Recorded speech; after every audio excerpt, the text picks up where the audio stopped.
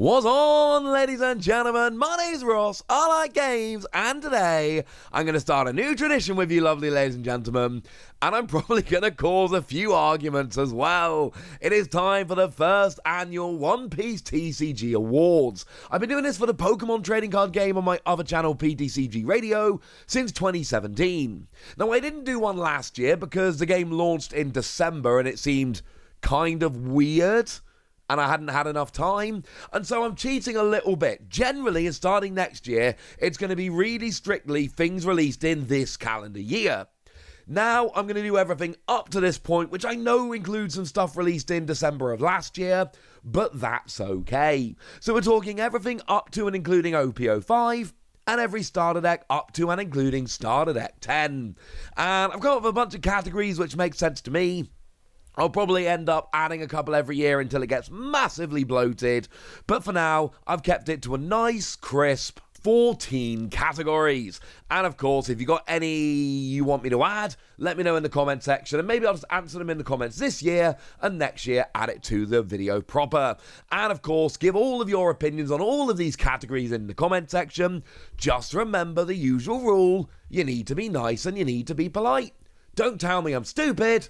Tell me you disagree, and tell me why you disagree. If you want to call me stupid, you can, it's fine, but I'd rather you were nice about it. So let's start off with the best artwork. Any artwork of any card released this year, and I'm going to go for the Trafalgar Law from OPO5. Now, you all knew it was going to be an Akira Igawa card. If you watch this channel at all, you know by now my love for the artwork of Akira Igawa. In the One Piece TCG, I could easily have gone for the Roanoa Zoro from OPO1, which is one I'm absolutely in love with and I did consider very strongly here, but I think it's got to be the Trafalgar Law from OPO5.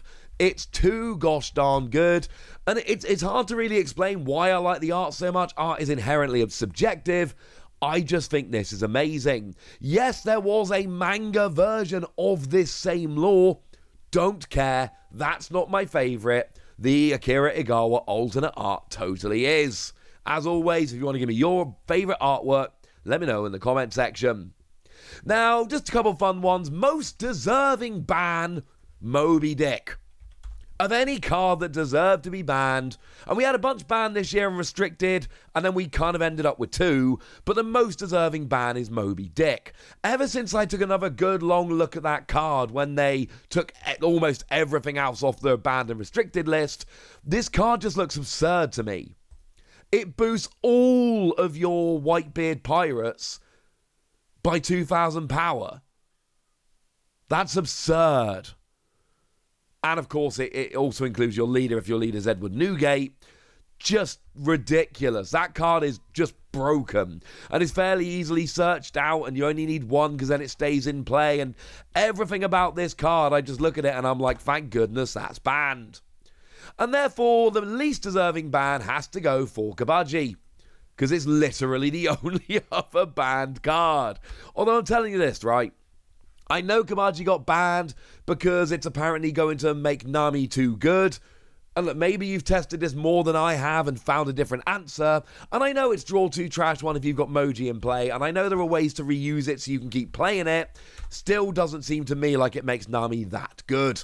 But if you disagree with me, you know what to do. So we're going to go down by colour now, and I'm going to pick one card from each colour. Please bear in mind how hard this is, but I'm going to give best red card to the Roanoa Zoro from OPO1. Not just to give you another excuse to take a look at this lovely Akira Igawa artwork, but you know what? It's not bad. And here's the thing, there's like 20 red cards that you could have put here and felt very, very good about. I feel good about Roanoa Zoro. Yes, a bunch ended up getting restricted and then taken off, and this wasn't one of them, and I don't care. The thing about Roanoa Zoro is it's a free cost rush with 5,000 power.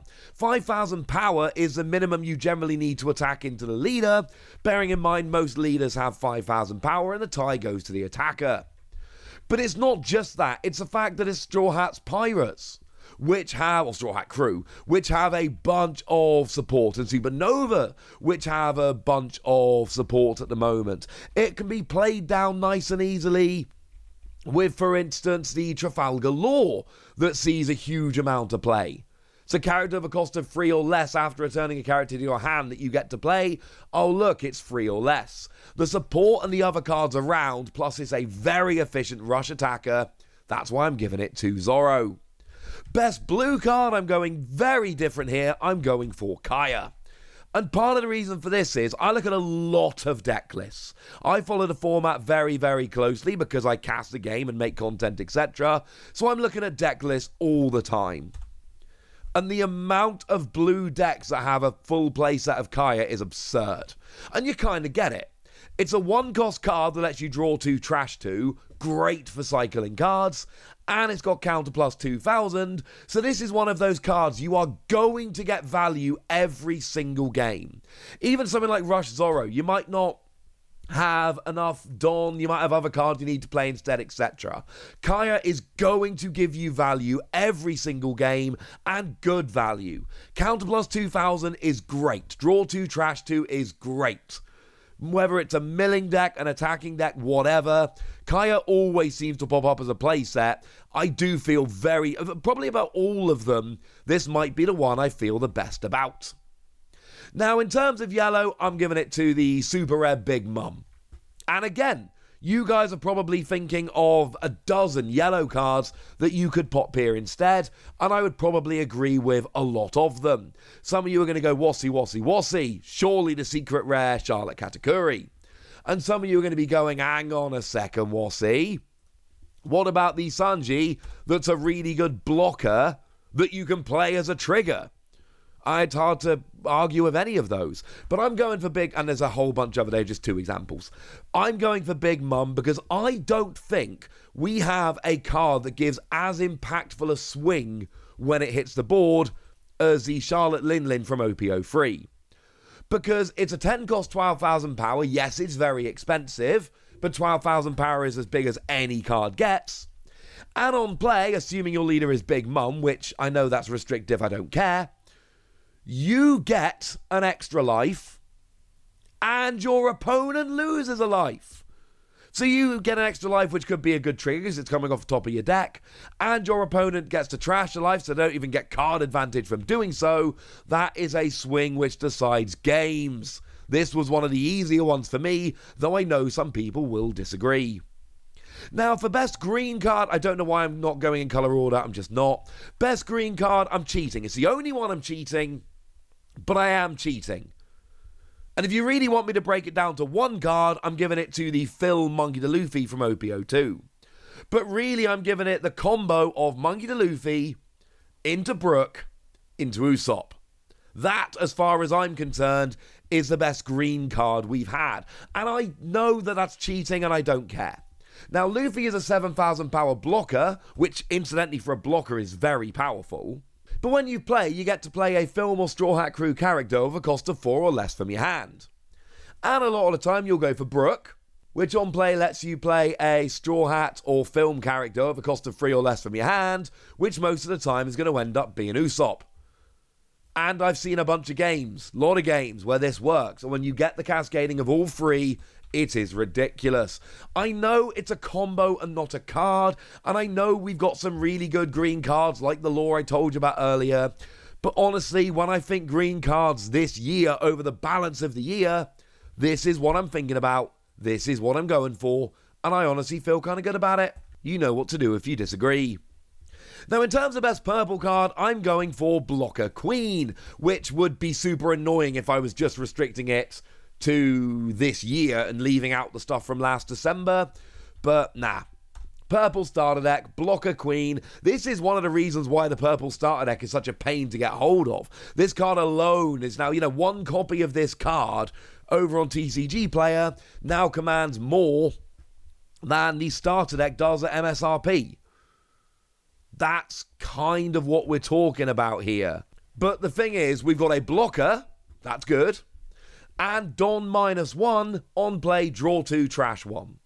So it draws and blocks, this card does. It's absurd. And again, if you see purple decks, they're not all playing Queen, but a lot of them are playing Queen, and a lot of them are playing it as a 4-of. Yes, I want to give it to OPO1 Kaido. Because I talked about big swings with Big Mum. Obviously, OPO1 Kaido, that is humongous swings. But, honestly, if I'm asking myself my honest opinion on the best card that is purple released this year, it's not OPO1 Kaido, it's Starter Deck 4 Queen. And best black card, this is the one I had the most trouble with, but I'm giving it to Luffy from OPO4, which might be controversial because there are a lot of good black cards out there. For instance, I was very, very close to giving it to Borsalino from OPO2, that is a blocker that on your opponent's turn gains 1,000 power and can't be KO'd by effects. Great card, sees a huge amount of play, and if you want to give it to Borsalino, I'm not going to be upset about that at all. I just think OPO4 Luffy is so good and so impactful that for me, it's just a tiny, tiny bit above. Or I just enjoy playing Rebecca too much and I'm being a homer. I don't know. I'm giving it to Luffy anyway. 7 cost, 7,000 power is very good. You can attack active characters, which is huge, because your opponent can no longer keep a character active to try and protect them. And then you've got that kind of, you play it, and then next turn you get to attack, but then you can return 7 cards to the bottom of your deck and set yourself to active to get that giant double attack turn. It's great. I'm putting this in at number 1. I'm totally okay if you don't, but I honestly feel good. Trying to pick one card from each color is absurd, and I know there are, every single color, there are many, many options which would all be very good. But honestly, I've been sitting here for a long time looking at cards and I feel good about my list. Now, best manga rare, I think we kind of have to give it to Luffy. I want to give it to Shanks. Shanks was initially my thought here. Wanted to give it to Shanks, but we're including OPO5. We got to give it to Luffy. In terms of value, it is Luffy by a mile. And honestly, although some of them are playable, this Luffy, you've got the Don -10. All your characters other than Luffy go to the bottom of your deck and you take an extra turn. And then you just got activate main once per turn, pay 1 to add a Don as active. It's pretty cool. Cool card, but it's Gear 5 Luffy. It is like the card that we're using to celebrate the first anniversary of the game. And it is by a mile more expensive than the others. So, as much as I want to give it to Shanks, I have to give it to Luffy. Now, best starter deck, there are a bunch of starter decks, all of which have very cool stuff in. I feel really good giving it Starter Deck 10. I think Starter Deck 10 is the best starter deck we've had this year, and I do think it is by a bit of a margin. Yes, it's the most expensive, I get that, but we've got a deck box in there, which is lovely. We've got 3 leaders, all of which are foiled and textured, which are awesome, and there are a bunch of very, very playable cards in there. And frankly, that all adds up here to me to be the best one, the best starter deck we've had. Does have a reprint of the Zoro I mentioned earlier, which is cool. And, we've got Luffy, Law, and Kid coming as super rares, all of which are extremely playable. It's just a very, very good deck. I feel good about this one. Now, the best expansion, I'm giving it to OPO5. And I know it's new and it's fancy and it's only been out a couple of weeks. Don't care. Firstly, we've got 3 manga rares, which honestly, that alone is pretty gosh darned important. But it's not just that. We've got special rares like Nami, Yamato, Uta, who are incredibly popular. We've got Sakazuki, who isn't going to get my prize for Best Leader of the Year, but probably comes in second, and I was honestly very, very close to giving it to Sakazuki. We've got signed Oda Luffy. There is so much cool stuff in here. And from a personal level, and I know it's not the best deck out there, I understand that, but I'm a big fan of Bello Betty. I think that's a very cool deck. It's OPO5. Yes, Romance Dawn is great. Yes, Romance Dawn is the original. And if you wanted to give it to Romance Dawn, I wouldn't really argue. Any other, I would. I think it's only OPO1 and OPO5 that you could realistically give this to. But I do think OPO5 is better than OPO1. I think it's got better cards. I think it's got better manga rares, better for collectors, better for players. I just think it's a better set. I think OPO1 is close, but I don't think OPO1 gets there. I think OPO5, Awakening of the New Era, I think that is the best. And that's why I'm giving it to that. Now, in terms of worst leader, this one was awkward, and this one was difficult, but I'm giving it to Don Quixote Rocinante. The thing is, most of these leaders, most of the ones we've had, have kind of top cut here or there occasionally. Like, take Kuro as an example. Most people would look at that and be like, well, that's terrible. That's one of the worst leaders we've had. But before we had the results corrected, it actually made top 32 at Liverpool, the regional we commentated a little while ago. And then it turns out one of the results had been put in wrong and it actually bubbled out at 33rd rather than bubbling in at 32nd, which is really annoying. Just because I was totally going to put that on stream and commentate Kuro and it was going to be fun. Hey ho. There are a few leaders that have never done anything. Arlong is one that I love, but has never really done anything. But I'm still giving it to Don Quixote Rocinante. And this is another one you could give to a bunch of other leaders, because there are a bunch out there that haven't really done anything. But as excited as I was when I first saw this card, well, you're a blocker, and if you've got 6 or fewer cards in hand, set this leader to active. But blocker doesn't really do much if your opponent's attacking your leader anyway. And I've got to kind of keep my hand size relatively low to get set to active. And then, you know, I can block to save some characters here and there. But actually, when OPO 5 came out in Japan, this was starkly cheaper than all the others. And I kind of get it. So who gets best leader then? It's Edward Newgate. And I know other people are going to have their favourites. But I really believe very strongly that if you've been following the game since its inception, this is easy. I mean, for goodness sake, they banned it for a couple of months in the OPO 4 meta because it was too good. And I know Sakazuki is amazing right now, and I know right now, in the OPO 5 meta, with even the restrictions taken away, I know right now, Sakazuki is better than Edward Newgate. But this isn't who is the best leader at this moment, it is who is the best leader over the first year of the game. And even though Sakazuki's off to a cracking start in the OPO 5 meta, I think people are forgetting quite what happened with Edward Newgate back in the OPO 2 meta and the OPO 3 meta. In both Japan and over here. It's been the best deck, really, until OPO 5. That was what stopped it. So yes, I know Sakazuki is great, and yes, right now, Sakazuki is the best deck. I've told you that on this channel. But actually, even right now, according to Limitless TCG, Whitebeard is the third best deck. And it's been owning formats until now. So yeah. You could give it to Sakazuki, I wouldn't be mad. But honestly, I don't think Sakazuki has yet matched what Redbeard's been doing for the past year. Also, come on, 6,000 power, 6 life. That's kind of huge.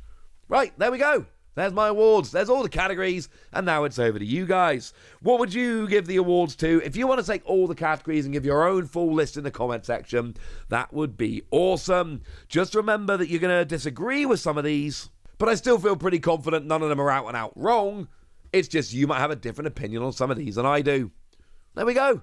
That's what you need to know. And now it's over to you guys. Tell me what you think about this. Go nuts in the comment section, but be nice. And then make sure you like this video, subscribe to this channel, follow me on Twitter at TheWasi. That's where we talk about One Piece and a bunch of other card games.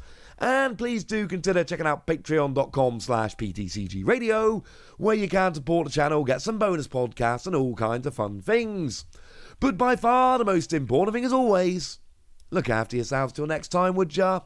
Thank you very much for watching. My name's Ross, and you've been watching Wasi Plays.